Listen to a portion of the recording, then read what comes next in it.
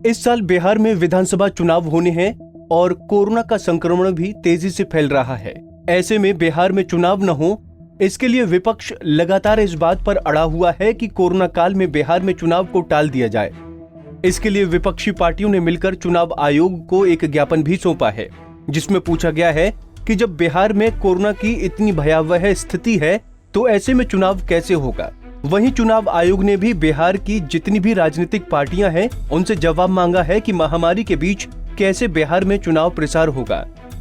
हम लोगों ने बड़ी मजबूती से इस बात को रखा है कि आवाम की सुरक्षा और लोकतंत्र को संविधान के स्तर पर बहाल रखने की चुनौती, ये दोनों ही सवाल अहम है और चुनाव आयोग को इसकी गारंटी करनी चाहिए।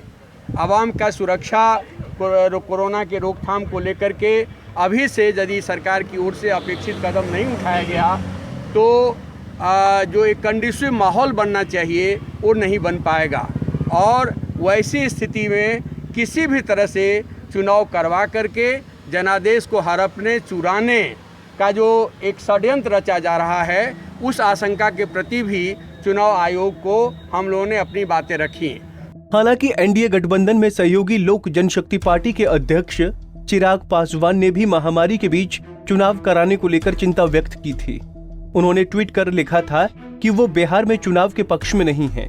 चिराग पासवान ने कहा कि कोरोना के प्रकोप से बिहार ही नहीं पूरा देश प्रभावित है। कोरोना के कारण आम आदमी के साथ साथ केंद्र व बिहार सरकार का आर्थिक बजट भी प्रभावित हुआ है। ऐसे में चुनाव से प्रदेश पर अतिरिक्त आर्थिक बोझ पड़ेगा। संसदीय बोर्ड के सभी सदस्यों ने इस विषय पर चिंता जताई है।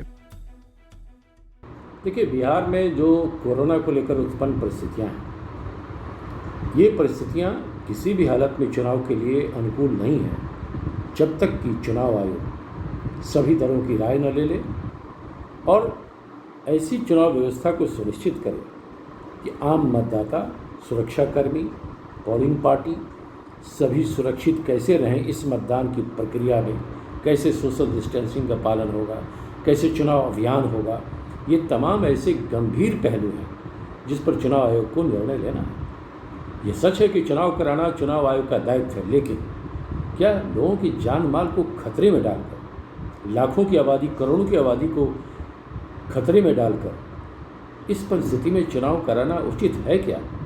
तो कांग्रेस ने हमेशा से कहा है कि आप सभी पार्टियों की राय लीजिए और इस संबंध में बैठकें भी हो रही हैं। हमने अपना मंतव्य भी दिया है और जो चुनाव आयोग ने समय निर्धारित की है उसके तहत हम अपना सुझाव भी चुनाव आयोग को देंगे।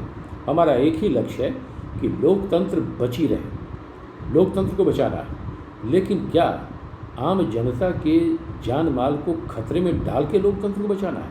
ये बड़ा प्रश्न है। तो मैं समझता हूँ कि चुनाव आयोग को यह भी स्पष्ट करना होगा, क्या संक्रमण मुक्त चुनाव वो करा सकते हैं?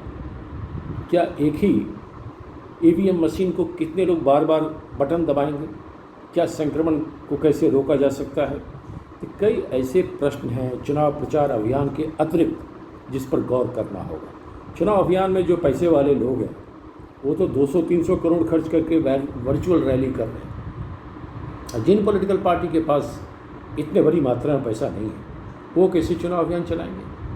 तो ये तमाम ऐसे पहलू हैं जिस पर चुनाव आयोग को गंभीरता से गौर करना होगा और कांग्रेस पार्टी को विश्वास है कि चुनाव आयोग सभी पक्षों को देखकर सभी पार्टियों की राय को लेकर निर्णय लेगा।